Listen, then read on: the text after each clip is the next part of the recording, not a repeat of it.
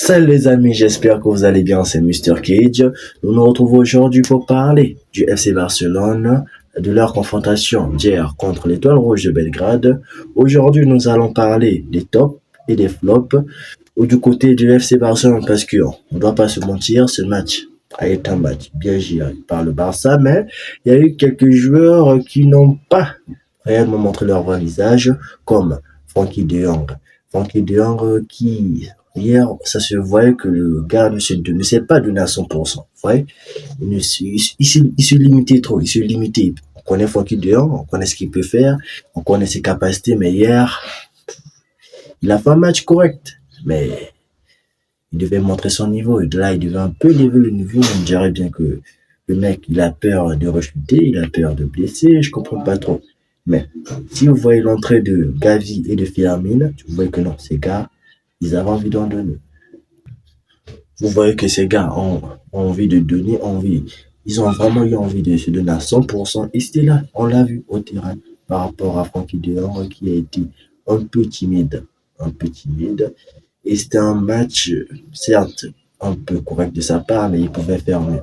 Et on va aussi parler de Gérard Martin. Oh, Martin, Martin. Je sais pas, qu'est-ce que Flick voit chez le gars. Je sais pas si parce qu'il est de la Masia ou autre, mais ça se voit réellement qu'il n'a pas le niveau du Barça. Il n'a pas le niveau du FC Barcelone, des titulaires. Même dans ce genre de match, il n'arrive pas à convaincre. Imaginez. Même dans ce genre de match, contre l'Étoile Rouge de Belgrade, qui était, je sais pas, 34e de la phase de Ligue des Champions. Ils ont trois matchs, trois défaites. Car, joue, donne-toi, donne-toi. Même l'alignement d'Orge, il n'arrivait pas à suivre les autres, il n'arrivait pas à suivre l'alignement d'Orge placé par Inigo Martinez, Koundé et Koubarsi, il n'arrivait pas à leur suivre. Il était un peu distrait, je sais pas, il était déconnecté des autres. Ce n'est pas ça. Mais bon, on peut aussi un peu comprendre parce que là, Flick l'a mis par défaut pour souffler à Alejandro Balde, qui en a vraiment besoin parce qu'il enchaînait beaucoup de matchs. Et bon. Mais là, déjà, ça veut dire une chose. Et cette chose, c'est que au mercato d'hiver ou au mercato prochain, le Barça doit essayer de se renforcer dans ce poste, au niveau de ce poste, pour que l'autre Alejandro Balde puisse avoir un remplaçant de taille quand même. Barça, Martin, oh, je préfère même voir Hector Fort que Martin parce que lui, oh, il est affreux. Et les amis, nous allons enchaîner par Lewandowski. Oui, Lewandowski. Bon, Lewandowski, lui, fait partie des tops du match. Malgré son raté, malheureusement, il pouvait mettre un triplé aujourd'hui, un triplé. Il marque son centième en Ligue des Champions. Mais non, ça n'a pas voulu rentrer. Prochainement, sur mon compte presse, ça finira par rentrer et Lewandowski sera récompensé. Il marquera sûrement son centième but en Ligue des Champions. Ça sera une très bonne chose pour lui. Et ça vous prouve à tel point qu'on a une légende dans notre club. On a une légende parce que là, s'il marque son centième but en Ligue des Champions, il est là actuellement, il est dans le top 3 des meilleurs buteurs de Ligue des Champions. Mais là, il sera dans le top 3 des seuls joueurs de en Ligue des Champions qui ont pu pouvoir marquer 100 buts et plus. Il y a Cristiano Ronaldo qui est numéro 1 et Lionel Messi qui est numéro 2. Et là, il y aura Lewandowski numéro 3 avec 100 buts. Donc, une légende dans notre club. Et il va atteindre ce but avec nous, le FC Barcelone. Et les amis, nous allons continuer avec nos tops parce que là, notre premier top, ça a été Lewandowski. Nous allons enchaîner par notre deuxième top de ce match et nous allons parler de Koundé. Jules Koundé. Koundé. Il ne fait que monter en puissance. Ça. Il ne fait que monter en puissance. Le gars de base, ce n'est pas son poste latéral. Non, ce n'est pas son poste. Il n'est pas latéral, c'est un défenseur central. Mais il s'est adapté facilement. Il s'est vraiment adapté facilement à ce poste, même si au début, avec Xavi, ça n'allait pas trop, les centres, ça n'allait pas trop. Mais cette saison, on voit vraiment une nette amélioration par rapport à la saison passée et à la saison surpassée. Ça veut dire que Koundé, en ce moment actuellement, je sais pas, il est l'un des meilleurs latérales du monde. On ne doit pas se mentir, ça se voit. Avec sa connexion avec la Yamal, extraordinaire. Extraordinaire, je me connais. Trois passes décisives. Trois passes décisives. C'est beau. C'est vraiment beau. C'est vraiment beau. On est chanceux. On est vraiment chanceux. On est vraiment chanceux de l'avoir avec nous. Et un jour Koundé à ce niveau, Il a même dit que là, il est dans la meilleure forme de sa carrière actuellement. On a Koundé, Prime. Oui, je vous dis Koundé Prime. On a Rafinha Prime qui ne fait qu'enchaîner des buts, même si son match d'hier était plutôt un match normal, un bon match de sa part. Il sort avec un but et une passe décisif. Rafinha, il continue à lancer. Il continue à lancer. Et les amis, nous allons enchaîner. Et les amis, nous allons enchaîner par Inigo Martinez. Oui, Inigo Martinez, l'MVP de ce match. Regarde, il est solide. Il est vraiment solide. Il a été là au bon moment pour placer sa tête. Il a mis son but. C'est ça qu'on veut. Inigo Martinez qui fait vraiment un début de saison extraordinaire. Je ne m'attendais pas à ça. Parce qu'on le sait, nous tous on le sait. Pendant le mercaton, on se disait que non, Inigo Martinez pouvait partir ou quoi. Parce qu'avec Inigo, il y avait Rafinha. Ces deux-là étaient un peu poussés à la sortie, mais enfin, sont ces deux personnes, ces deux joueurs qu'on a tous voulu qu'ils puissent partir euh, pendant le mercato passé, mais ils sont là et actuellement, ils sont dans la liste des deux meilleurs joueurs du Barça en ce moment, en début de saison avec Rafinha, qui enchaîne avec des masterclass, et Nico Martinez, qui enchaîne avec des masterclass. C'est ce qu'on veut et c'est trop, on vit trop bien. Et aussi avec la défaite du PSG hier, à la dernière minute, c'est cruel pour eux, c'est vraiment cruel pour eux, mais bon. Il y a du travail à faire au niveau du PSG. Bon, ça c'est pas non, on est venu pour parler du Barça, on parlera du PSG prochainement les amis. Et je vais enchaîner sur Pedri. Pedri qui a fait un match, comment je peux dire, un match correct, pas un bon match parce que Pedri peut faire encore plus que ça, mais bon, il a fait un match correct. Il fait partie de nos top avec un match correct. Oui, ça a été, Pedri, ça a été. Et on va aussi parler de Marc Casado, le jeune Marc Casado. Il court partout, il se donne à 100%, il est là au duel, il est là. Il se donne vraiment pour l'équipe. C'est trop bon, encore une fois, on vit trop bien. En ce moment, le FC Barcelone, c'est extraordinaire. Et maintenant, là, les amis, nous allons enchaîner sur Lamine Yamal. Lamine Yamal, dans son côté, qui a fait du sale avec Jules Koundé. Les deux, la connexion Jules Koundé et Lamine Yamal, extraordinaire. Extraordinaire. Connexion Jules Koundé et Lamine Yamal, extraordinaire. Lamine Yamal a fait son match, un très beau match, même si il a tenté des choses, des passes, mais malheureusement, Gérard Martin et d'autres n'ont pas voulu conclure cela, mais bon, ça ne pose pas problème. Ça ne pose pas problème pour notre Lamine Yamal. Et là, je vais enchaîner par nos remplaçants, Firmine et Gavi et Daniel Mo. Les trois, ils sont bien entrés dans le match, oui. Les deuxième partie, ils sont bien entrés dans le match.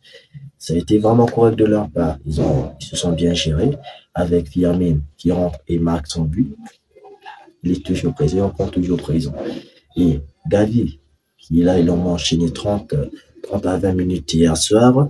Ça va lui donner plus de forme. Comme ça, il pourra peut-être être titulaire après la trêve internationale. On espère bien.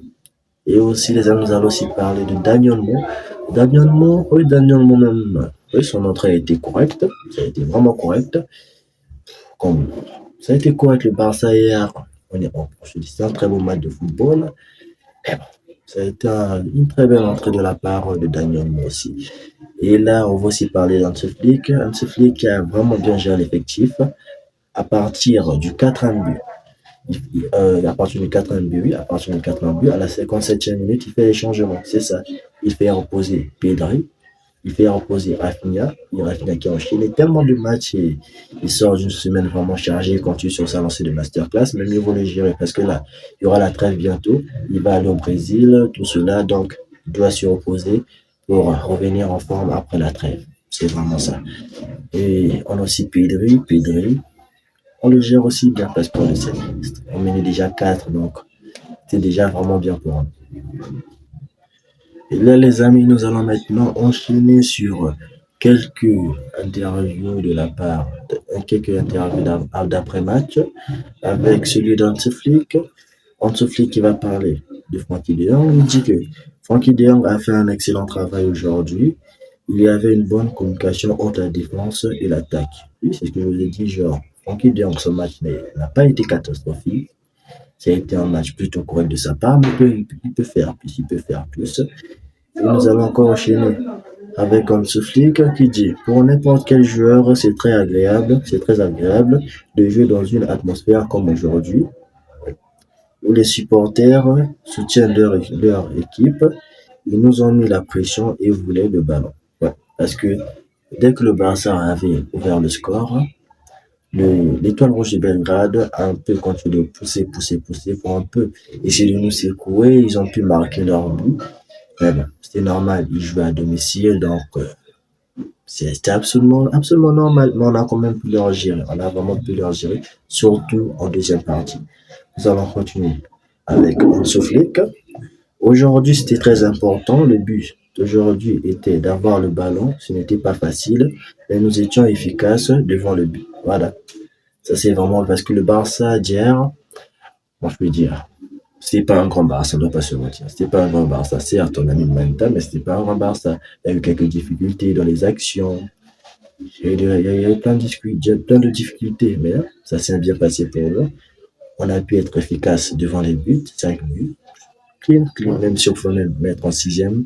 Et Lewandowski, il a raté. Mais bon, ça arrive, ça arrive. Mais c'est déjà la deuxième fois contre le Real, il avait aussi raté. Mais bon, ça fait rien. Il enchaîne les buts et c'est ce qu'on veut. Il peut faire plus. On va enchaîner avec Jules Koundé. Jules Koundé qui nous parle de cette deuxième mi-temps. Il dit, en deuxième mi-temps, nous avons élevé notre niveau et nous avons eu plus de contrôle. Oui, ça s'est vu parce qu'en deuxième mi-temps, on a senti un Barça plus audacieux qui a continué et qui a vraiment maîtrisé le match. C'est ça, en gardant le ballon.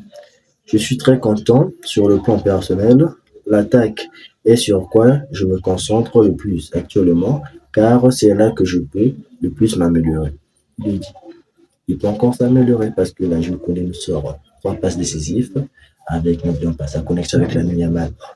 C'est trop fort. Les deux sont trop forts, surtout je connais en défense. On continue cette fois-ci, on va repartir avec Flick sur Koundé. Flick qui nous parle de Koundé, il dit que Koundé est un excellent professionnel. Il a montré à tous les entraînements et aujourd'hui, il a été excellent. Ça, c'est vraiment vu. Koundé, hier soir, il était vraiment excellent. 3 passes décisives. C'est ce qu'on demande au latéral. C'est ce qu'on demande au latéral. Et il a fait son travail. Il a fait son travail. Et nous allons continuer avec Hansi Flick sur le résultat. Les résultats impressionnants que nous obtenons sont très bons. Nous mettons toute notre attention sur chaque match et les travaillons consciencieusement et nous essayons d'appliquer tout ce que nous avons travaillé sur le terrain. Voilà. Sur cela, je peux vous dire que ça se voit vraiment que Flick bosse vraiment parce que il n'est pas là, comment je veux dire, à déclarer, non, il n'est pas là pour ça. Il est concentré, il prend chaque match, il analyse, il bosse sur les points faibles de l'adversaire et il vous tape correctement. C'est ce qu'on veut. C'est ce qu'on veut, ça se voit au terrain, que les joueurs, ils viennent pour faire quelque chose, ils viennent pour faire ce que le coach leur a dit de faire. Vous comprenez? Ils viennent avec un plan de jeu et ils l'effectuent, ils le font correctement. On continue. Cette fois-ci avec Inigo Martinez qui dit il faut continuer car cette année pourrait être très belle. Parce que si le Barça continue sur cette lancée, certes, il y aura des moments de flottement, mais si on garde cette régularité jusqu'à la fin de la saison, on finira par remporter vraiment beaucoup de trophées parce que là, actuellement, le Barça est trop fort. On est vraiment fort. On aura peur de qui? On a peur de personne actuellement. On doit continuer sur cette lancée. Il y aura un peu des moments de flottement, mais ça arrive. La saison est vraiment longue et c'est quasiment normal. Et il dit, on se voit se battre pour tous les titres, ça se voit, c'est ce que je viens de dire. C'est l'objectif du Barça. Voilà, on aime bien cette mentalité. Et là, on continue avec cette fois-ci Hansi Flick. J'espère maintenir ce rythme. Oui, c'est ce que je viens de dire. La saison est longue, il faut garder une certaine régularité. Nous travaillons dur et j'espère continuer aussi car l'équipe est très bonne. Elle rivalise bien contre tous ses rivaux. Voilà. Contre le Real, on a rivalisé. Contre le Barça, contre le Bayern, on a rivalisé et on leur a tapé. On leur a corrigé les deux. Donc c'est ça contre les petits clubs, on ne tape pas. On leur écrase correctement et c'est fini. Moi j'ai à l'effectif, c'est ça ce qu'on veut voir du Barça, c'est ça ce qu'on veut voir. Et là, on va passer par l'interview de Timi Elnisk, un joueur des Rouge de Belgrade qui va un peu, comment je vais dire, va un peu se moquer du Real Madrid, mais bon. Après la défaite 5-2 face au Barça, il dit nous pouvons au moins dire que nous avons marqué plus de buts contre eux que le Real Madrid. Oui, le Real Madrid n'a pas pu marquer 2 buts contre eux, que les hors-jeux avec, vous vous rappelez très bien, d'Mbappé.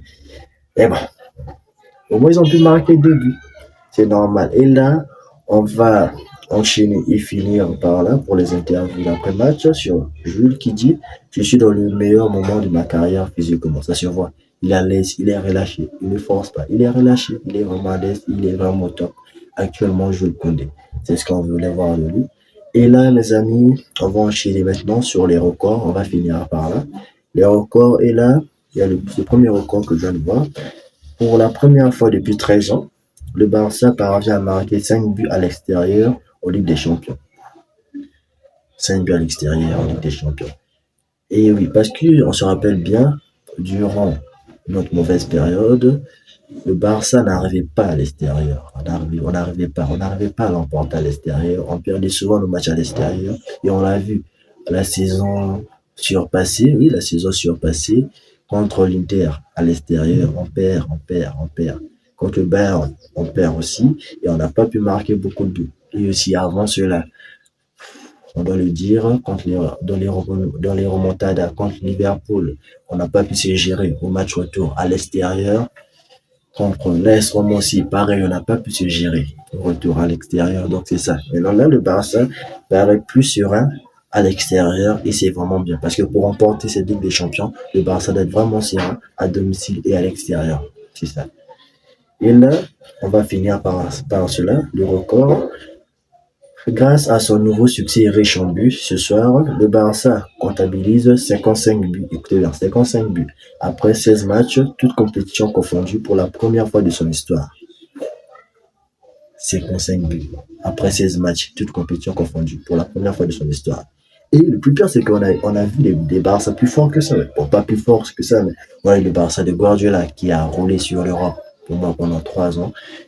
Ils avaient vraiment roulé sur l'Europe, mais malgré cela, ils n'ont pas pu atteindre ce record et battre ce record. Donc, c'est vraiment pour nous montrer que actuellement le Barça est à un niveau extraordinaire. Et si on continue sur cette lancée, cette saison s'annonce vraiment, vraiment extraordinaire.